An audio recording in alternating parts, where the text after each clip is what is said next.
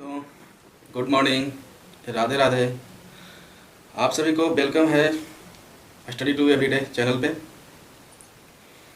पिछले क्लास में हम लोग देखे थे भूगोल के बारे में। आज खगोल विज्ञान के बारे में देखते हैं। तो चलिए चलते हैं टॉपिक पे। तो खगोल विज्ञान यानी ब्रह्मांड। ब्रह्मांड किसे कहते हैं? ब्रह्मांड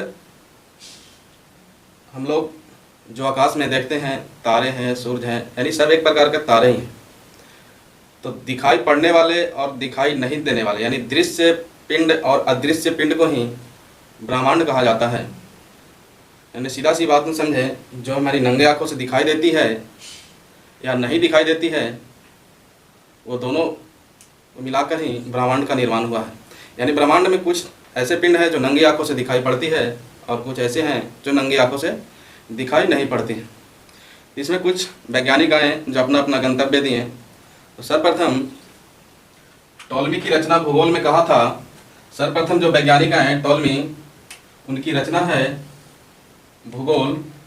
उन्होंने कहा था कि पृथ्वी ब्रह्मांड के केंद्र में स्थित है। उन्होंने क्या कहा कि पृथ्वी ब्रह्मांड के केंद्र में स्थित है और सभी अन्य आकाशीय पिंड पृथ्वी की परिक्रमा करती है।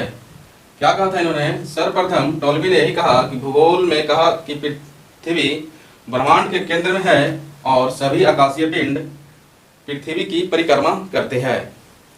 इसके बाद आए आर्यभट्ट। आर्यभट्ट की दो रचनाएं हैं। एक आर्यभट्टियम, जो आर्यभट्ट का पहला रचना कहलाता है। आर्यभट्टियम जो आर्यभट्ट का पहला रचना कहलाता है, इसमें गणित से रिलेटेड है। इसमें आर्यभट्ट ने आर्यभट्टियम में ही शून्य की खोज और पाई का मान के बारे में उल्लेख किया है। पाई का मान के बारे में उल्लेख किया है। इनकी दूसरी रचना है, आर्यभट्ट की दूसरी रचना सूर्य सिद्धांतिका। इनकी क्या है? सूर्य सिद्धांतिका, जो खगोल विज्ञान से रिलेटेड है। किनका है लिखा हुआ? ये आर्यभट्ट की दूसरी रचना है सूर्य सिद्धांतिका। ये खगोल विज्ञान से रिलेटेड है। इन्होंने ये कहा कि पृथ्वी सूर्य के चारों ओर चक्कर लगाता है। यानी ब्रह्मांड का केंद्र सूर्य इन्होंने बताया और बताया कि सूर्य के चारों ओर पृथ्वी चक्कर लगाता है और अन्य आकाशीय पिंड। सौरमंडल की खोज कोपरनिकस ने किया। ये कब किए? तो 1543 ईस्वी में कोपरनिकस ने ही सौरमंडल की खोज किया। कब किए? 1543 ईस्वी में। इन्होंने कहा कि ब्रह्मांड के केंद्र सूर्य है। इन्होंने क्या कहा? ब्रह्मांड का केंद्र सूर्य है और सभी आकाशीय पिंड सूर्य का चक्कर लगाती है। ये किन्होंने कहा? किसने कहा? कोपरनिकस ने कहा। आर्यभट्ट ने क्या कहा था? कि पृथ्वी सूर्य के चारों ओर चक्कर लगाते हैं। किसने कहा था? पृथ्वी सूर्य के चारों ओर चक्कर लगाता है। तो आर्यभट्ट ने कहा था। कौन सी रचना थी जिसमें यह बताए थे? आर्यभट्ट की दूसरी रचना थी सूर्य सिद्धांतिका। ये क्या था इनकी दूसरी रचना? सूर्य सिद्धांतिका। अब आगे चलते हैं। इसके बाद आए 1805 ईस्वी में विलियम हर्शेल अंतरिक्ष दूरबीन की सहायता से सौरमंडल ब्रह्मांड का एक छोटा सा हिस्सा बताया। इन्होंने जब दूरबीन की सहायता से देखा ब्रह्मांड को, तो इन्होंने बताया कि ब्रह्मांड सौरमंडल का एक छोटा सा हिस्सा है। क्या है? छोटा सा हिस्सा है। विलियम हर्शेल ने ही अवरक्त किरण की खोज और अरुण ग्रह का खोज किया था। किसने किया था अवरक्त किरण का खोज? विलियम हर्शेल ने ही अवरक्त किरण का खोज और अरुण ग्रह का खोज किए थे। उसके बाद आते हैं एडविन हबल। एडविन हबल ने 1925 ईस्वी में एक हबल दूरबीन को अंतरिक्ष में भेजा। ये अपने ही बनाए थे दूरबीन, जिनका अपने ही नाम पर दिए। इनका दूरबीन का नाम हबल दूरबीन था, जिन्होंने अंतरिक्ष में भेजे। इन्होंने अंतरिक्ष में भेजे और उससे पता किए कि ब्रह्मांड विस्तृत हो रहा है। इन्होंने क्या बताया? कि ब्रह्मांड विस्तृत हो रहा है, यानी फैल रहा है। एक ग्रह दूसरे ग्रह से दूर जा रहे हैं। ठीक है। उसके बाद आगे है कि दिखाई पड़ने वाले ब्रह्मांड का व्यास। जो हम लोग ब्रह्मांड देखते हैं, यानी हम लोग रात में जो आकाश की ओर देखते हैं, यानी दिखाई जो पड़ता है, उसका व्यास है 250 करोड़ प्रकाश वर्ष। इसका ब्रह्मांड का व्यास माना गया है 250 करोड़ प्रकाश वर्ष माना गया है। 250 प्रकाश वर्ष माना गया है। ठीक है। इसके बाद आते हैं कि तारे के बीच की अधिकतम दूरी को पार्सेक कहा जाता है। तारे के बीच की अधिकतम दूरी को पार्सेक कहा जाता है, ठीक है। यानी एक पार्सेक बराबर होता है, एक पार्सेक बराबर होता है 3.26 प्रकाश वर्ष। यानी इसके पहले हम जाने कि प्रकाश वर्ष किसे कहते हैं, प्रकाश वर्ष में कितना दूरी होता है। तो एक साल में चला गया दूरी को प्रकाश वर्ष कहते हैं। एक साल में कितने किलोमीटर पर सेकंड से चलता है, यानी एक साल में 3 × 10⁵ किलोमीटर पर सेकंड से चला गया दूरी को ही प्रकाश वर्ष कहते हैं। क्या कहते हैं? प्रकाश वर्ष। 3 × 10⁵ किलोमीटर पर सेकंड से एक साल में चली गई दूरी को प्रकाश वर्ष कहते हैं। और एक प्रकाश वर्ष बराबर होता है 9.46 × 10⁻15 मीटर। यानी एक प्रकाश वर्ष बराबर होता है 9.46 × 10⁻15 मीटर। अगर इसका किलोमीटर में बात करें तो हो जाएगा 9.46 × 10⁻12 किलोमीटर। क्या हो जाएगा? ये किलोमीटर में 9.46 × 10⁻12 किलोमीटर। उसके बाद आगे चलते हैं कि ब्रह्मांड की उत्पत्ति के संबंध में। इसे ब्रह्मांड है तो इसका उत्पत्ति हुआ होगा, इसके संबंध में महाविस्फोट का सिद्धांत दिया गया है, यानी बिग बैंग थ्योरी। इसको कहते हैं महाविस्फोट का सिद्धांत। यह 1927 में जॉर्ज लेमेंतर ने दिया था। जॉर्ज लेमेंतर ने दिया था। किन्होंने दिया था? जॉर्ज लेमेंतर ने दिया था। किसकी? तो बिग बैंग थ्योरी जो बेल्जियम के एक पादरी थे।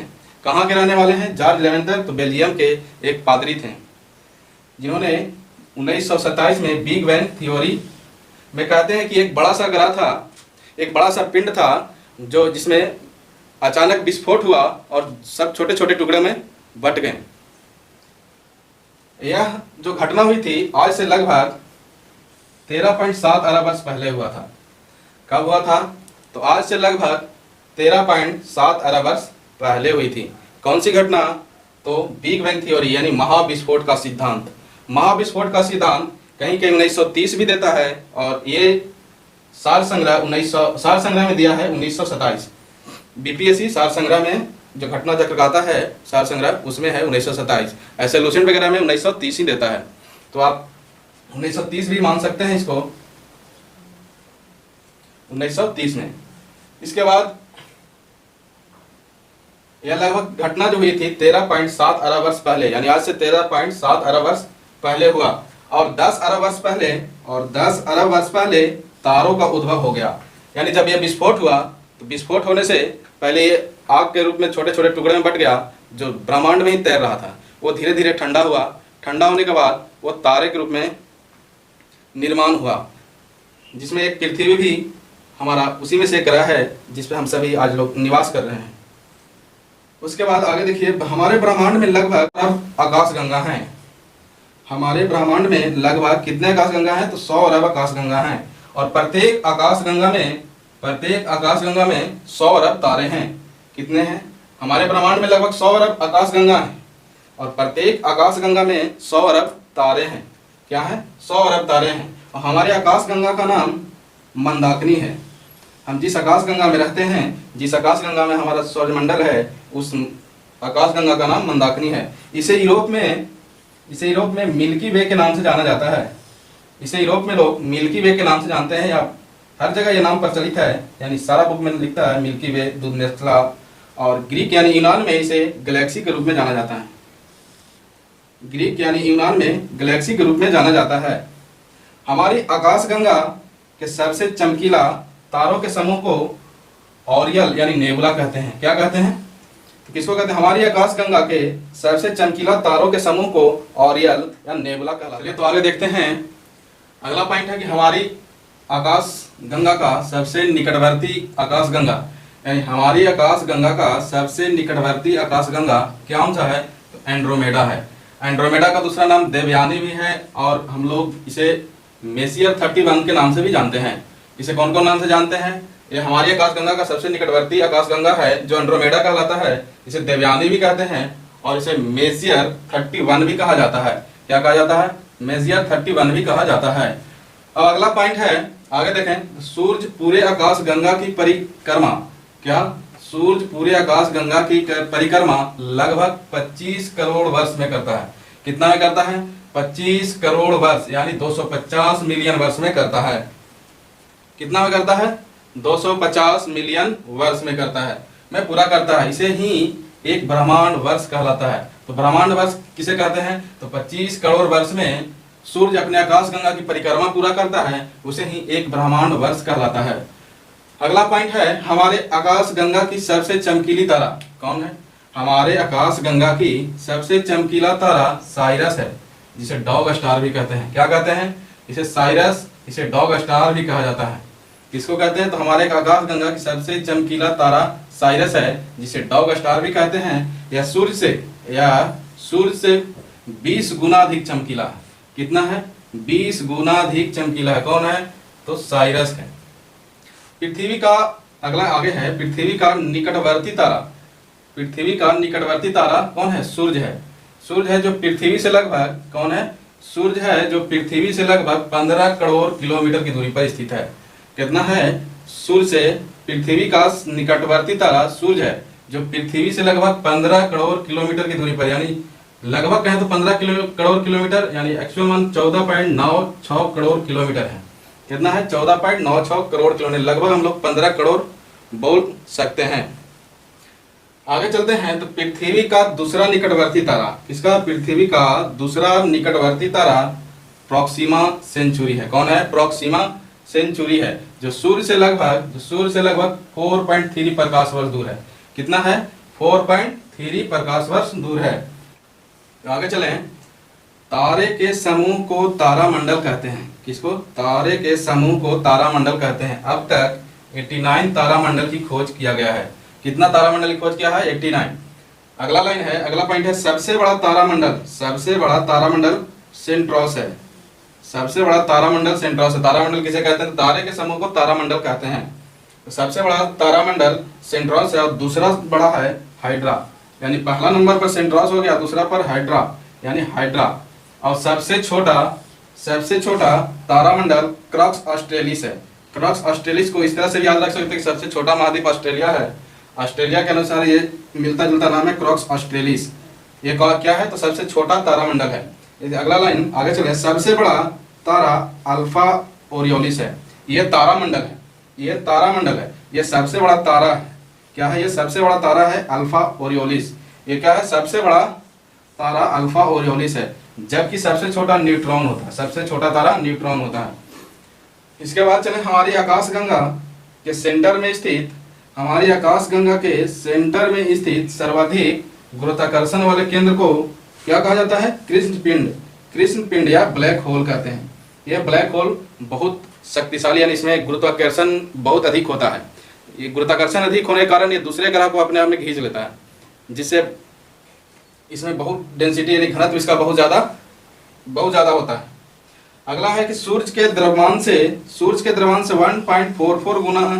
1.44 गुना ही चंद्रशेखर सीमा कहलाता है। पूछेगा आपसे कि चंद्रशेखर सीमा कितना होता है? तो सूर्य के द्रव्यमान से 1.44 गुना ही, यानी 1.44 गुना ही चंद्रशेखर सीमा कहलाती है। तो आज इतना ही। इसके बाद फिर अगले में चलेंगे तारा को लेकर। आज ये ब्रह्मांड खत्म हो गया, अगला टॉपिक आएगा तारा।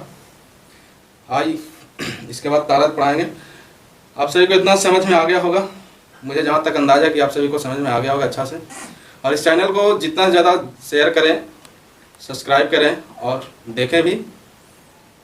बस इतना ही। इसमें जय हिंद, जय भारत।